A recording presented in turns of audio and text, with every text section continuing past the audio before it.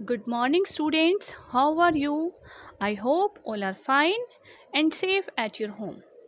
Students, today we will continue revision of chapter 4, that is plants around us. Yesterday we have revised about terrestrial plants and aquatic plants. And today our topic is cultivation of plants. We will revise cultivation of plants. One day, Mona visited a village. She saw some farmers uprooting small, tiny plants from their field. She asked her father why were they doing so. Her father told her that plants like sugarcane, maize, wheat, rice are grown in this way by the farmers. Such plants are called cultivated plants. एक दिन मोना एक village में घूमने के लिए गई। वहाँ उसने कुछ फार्मर्स को, फार्मर मीन्स किसान को, अपरूटिंग मीन्स निकाल देना, खींच कर निकालना। उसने देखा कि कुछ फार्मर्स फील्ड में से, खेत में से कुछ प्लांट्स को उखाड़ रहे हैं, निकाल रहे हैं। ओके, अपरूटिंग मीन्स उखाड़ देना, निकाल देना। उसने अपने फादर से पूछा कि वो ये क्या कर रहे हैं और ऐसा क्यों कर रहे हैं। उसके फादर ने कहा कि कुछ प्लांट्स जैसे शुगर केन, गन्ना, मकई, गेहूं और चावल ये फार्मर्स अपने खेत में उगाते हैं और इन प्लांट्स को कल्टीवेटेड प्लांट्स बोलते हैं।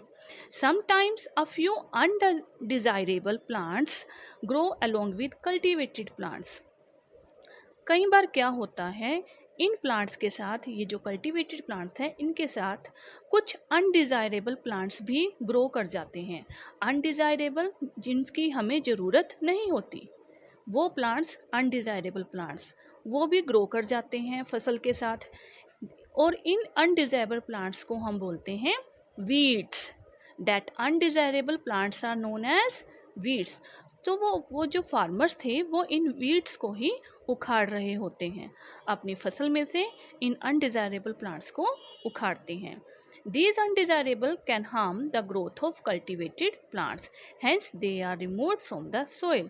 ये अनडिज़ायरेबल प्लांट्स हमारी फसल को नुकसान पहुंचाते हैं, हमारी फसल की ग्रोथ को भी कम कर देते हैं, इसलिए उनको सोइल में से रिमूव करना पड़ता है। Okay students, now let us learn how farmer grow plants for cultivation.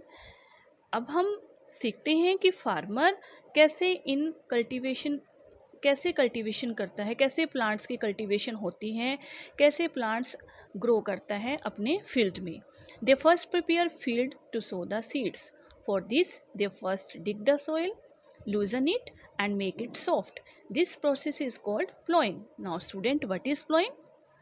Dig the soil and loosen it, make it soft.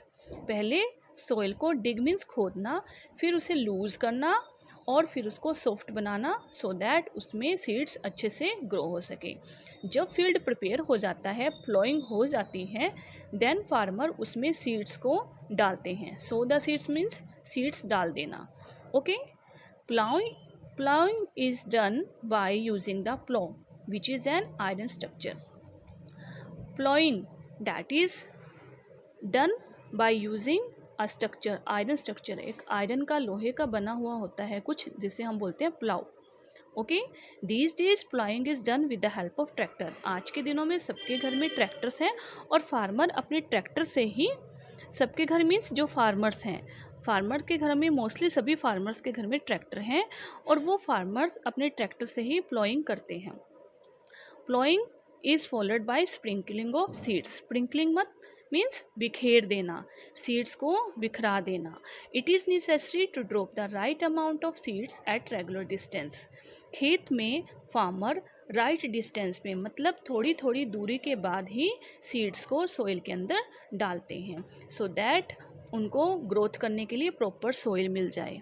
Okay, फिर उसके बाद फील्ड में वाटर डाला जाता है, then the field is watered.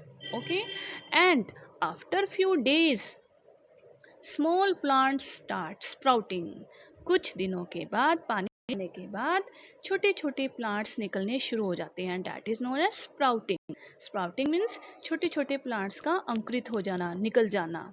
Seeds में से छोटे छोटे प्लांट्स का निकलना, that is sprouting. Along this sprouts weeds may also appear in this field. इन स्प्राउट्स के साथ, छोटे छोटे न्यू प्लांट्स के साथ, कुछ वीड्स भी फील्ड में, खेत में नज़र आने लग जाते हैं, वो भी ग्रो कर जाते हैं। वीड्स मीन अनडिजायरेबल प्लांट्स, जिनकी हमें ज़रूरत नहीं होती। The seeds of weed are brought to the field by birds and other animals. अब इन वीड्स के सीड कहाँ से आए हैं? ये सीड्स एनिमल्स एंड बर्ड्स लेकर आते हैं। जो बर्ड्स ऊपर घूम रहे होते हैं एयर में, आसमान में, वो बर्ड्स अपने साथ कुछ ऐसे सीड्स ले आते हैं और उन्हें कहीं भी फील्ड में डाल देते हैं, और उन सीड्स से अनडिजायरेबल प्लांट्स ग्रो कर जाते हैं, और उनको हम बोलते हैं weeds. Weeds are removed so that they do not consume water and fertiliser meant for the main crop. Weeds को हम इसलिए रिमूव कर देते हैं सो दैट वो वाटर और फर्टिलाइज़र को कंज्यूम ना कर जाए। ओके, वाटर मीन्स पानी, फर्टिलाइज़र मीन्स खाद, जो हम फसल में डालते हैं फसल की बेटर ग्रोथ करने के लिए। हम फसल में, क्रॉप मीन्स फसल, फसल में फर्टिलाइज़र्स डाल देते हैं, खाद डाल देते हैं, सो दैट हमारे प्लांट्स की ग्रोथ अच्छे से हो। तो अगर वहाँ पर वीड्स होंगे तो उस फर्टिलाइज़र और वाटर को वीड्स ही कंज्यूम कर जाएंगे, मीन्स वो अपना फूड बना लेंगे। Okay, the cultivated plant grow and give us the desirable product. जब वो प्लांट्स अच्छे से ग्रो हो जाते हैं तो उनसे हमें डिज़ायरेबल प्रोडक्ट मीन्स जो हमें फसल चाहिए वो मिल जाती है। जैसे वीट अगर ग्रो करी है तो उससे हमें वीट मिल जाती है, गेहूँ मिल जाती है। अगर शुगर केन की क्रॉप है, गन्ना की लगाया हुआ है, तो उससे हमें शुगर केन मिल जाता है, गन्ना मिल जाता है। ओके, तो जो सीड्स फार्मर ने ग्रो करे हैं उससे उनकी डिज़ायरेबल फसल, डिज़ायरेबल क्रॉप उन्हें मिल जाती है। Okay students, this is the topic of cultivation of plants. With this, reading of chapter number 4 is completed. In next video we will discuss back exercise of chapter number 4. You have to read this topic from your science book. Thank you. Have a nice day.